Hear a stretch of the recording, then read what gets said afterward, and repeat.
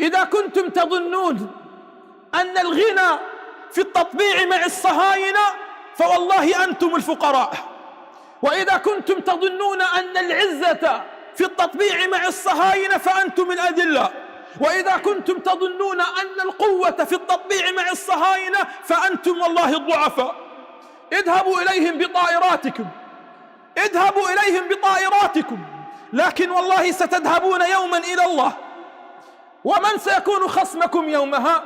محمد الدرة وإيمان حجو وآلاف بل مئات آلاف من الشهداء والجرحى، هم من سيكونون خصمكم يوم القيامة. أن يقول لهم طبعوا ما شئتم واصنعوا ما شئتم وتهافتوا نحو إسرائيل بطائراتكم كما شئتم، لكننا نعلم والله أنه لو طبع العالم كله مع إسرائيل والله ما نقص هذا من وعد الله جناح بعوضة، والله ما نقص من وعد الله جناح بعوضة.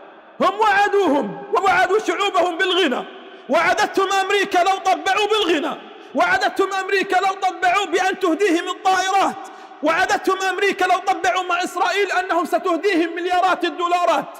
هم وعدوهم، ولكن الله وعدنا أننا سنتبر ما علوا تتبيره، لكن الله وعدنا أننا سنعود إلى باحات المسجد الأقصى فاتحين محررين مهللين مكبرين، سنرى من الذي سينجز وعده. وإن وعد الله قريب وقريب، يرونه بعيدا ولكننا نراه قريبا.